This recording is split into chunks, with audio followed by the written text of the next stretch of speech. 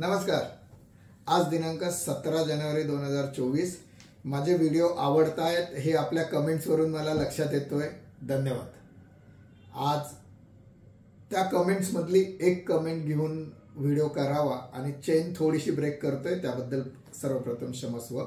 कारण की मी तुम्हाला आधीच सांगितलं होतं की माझं व्यावसायिक, आर्थिक, त्याच्यानंतर माझं करिअरचं सगळ्यात पहिलं प्रेम जर कुठलं असेल तर ती इन्शुरन्स इंडस्ट्री आहे।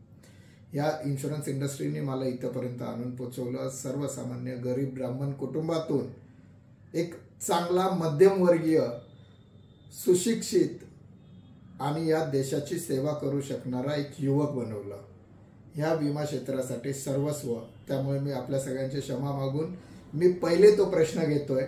मला एका माझ्या फॅनने म्हणू शकतो, ते अतिशय मला खूप चांगल्या पद्धतीत फॉलो करतात, अनेक वर्षापासून फॉलो करतात। त्यांनी मला परवा दिवशी फोन केला आणि विचारलं की मिलिंद, 135 कोटी लोकांना विमा देण्याच्या गोष्टी तू करतोयस, पण तू एकटा 135 कोटी लोकांपर्यंत कसा पोहोचणार? नक्कीच हे ऐकल्यानंतर माझ्या डोक्यातली जी कल्पना अनेक दिवसापासून आहे त्याच्यावरच चर्चा करावी असा माझा विचार झाला। म्हणून मी आपल्यासमोर आज त्याचं विषयांतर करतोय।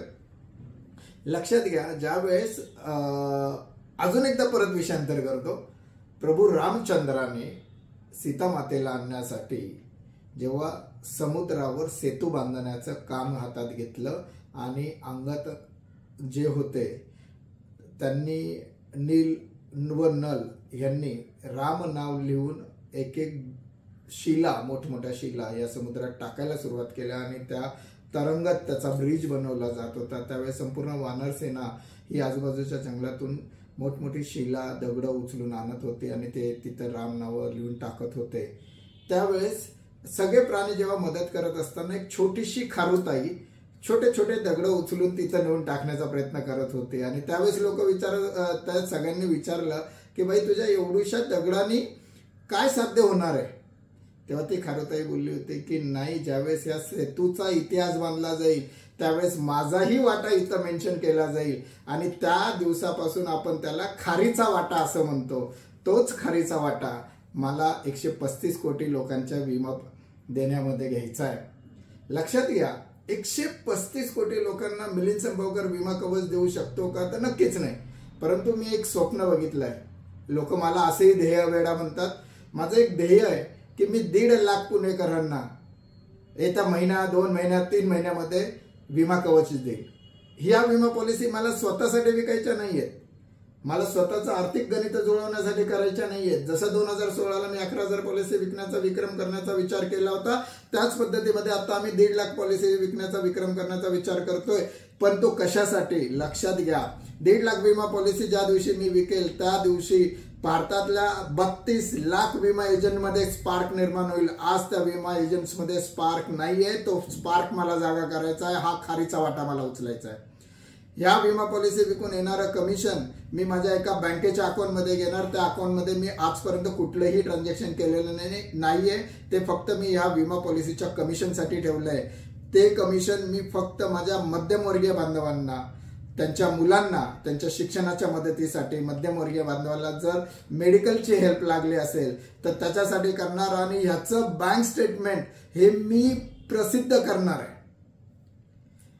मी जर एक सर्वसामान्य विमा प्रतिनिधी जर 1.5 लाख पॉलिसी विकू शकला, आज 1.5 लाख हा आकडा कुठून आलाय? तर कुठलीही बऱ्याचशा खाजगी कंपन्या आज वर्षभरात 1.5 लाख विमा पॉलिसी विकत नाहीयेत। जर एक विमा प्रतिनिधी 1.5 लाख पॉलिसी विकू शकला तर नक्कीच इंडस्ट्रीमध्ये एक स्पार्क डेव्हलप होईल, लोक बघतील आणि त्या स्पार्कवर 135 कोटी लोकांना विमा कवच देण्याचं काम होईल।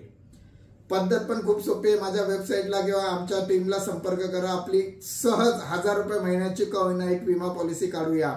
माझ्यासारख्या ध्येय वेड्याला आपण सगळ्यांनी साथ द्या। आपल्या पुण्याचं नाव आजपर्यंत, मी खूप दिवस झाले माझी इच्छा ही की विद्येचं माहेरघर म्हणून होतं, आता ते विम्याचं माहेरघर म्हणून सुद्धा आणूया।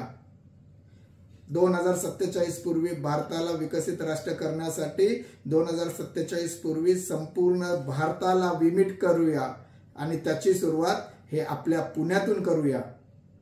लक्षात घ्या, मी मागेही बोललो होतो 135 कोटी लोकांना विमा कवच नाहीये आणि मी पॉप्युलेशनचं जेव्हा बायफर्गेशन दिलं होतं तेव्हा बोललो होतो की 80% लोक हे मध्यमवर्गीय आहेत. आपल्या मध्यमवर्गीय बांधवांकडेच मेजॉरिटी इन्शुरन्स नाही आहेत. 4% उच्चभ्रू लोक आहेत आणि या 4% लोकांकडे मजबूत इन्शुरन्स आहे. हे 4% लोक 6 कोटी होतात.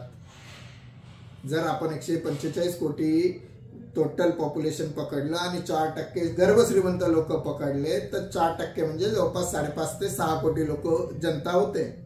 आपल्या ऍक्टिव्ह पॉलिसी आहे 10 कोटी. मध्यमवर्गीयांकडे किती पॉलिसी आहे? फक्त 4 कोटी. आपलं पॉप्युलेशन किती आहे? 80%. म्हणजे 120 कोटी लोकांपैकी फक्त 4 कोटी लोकांकडे लाईफ इन्शुरन्स पॉलिसी आहे. आपल्या मध्यमवर्गीय बांधवांच्या 116 कोटी लोकांच्या विमा पॉलिसी करण्याची गरज आहे. म्हणून मी म्हणतो चला मध्यमवर्गीय जागे होऊया, एकत्र येऊया, स्वाभिमानाने बोलूया. मी मध्यमवर्गीय आणि माझ्यासारख्या ध्येयवेगळ्या विमा प्रतिनिधीला साथ देऊन 2047च्या पूर्वी भारताला विकसित राष्ट्र करण्यासाठी 2047च्या पूर्वी संपूर्ण भारताला बीमित करूया. एका विकासाचं स्वप्न बघूया. अधिक माहितीसाठी, अधिक प्रश्नांसाठी मला, माझ्या टीमला नक्की संपर्क करा. व्हिडिओ जास्तीत जास्त लोकांपर्यंत शेअर करा. असंच प्रेम माझ्यावर राहू द्या. नमस्कार. जय हिंद, जय महाराष्ट्र.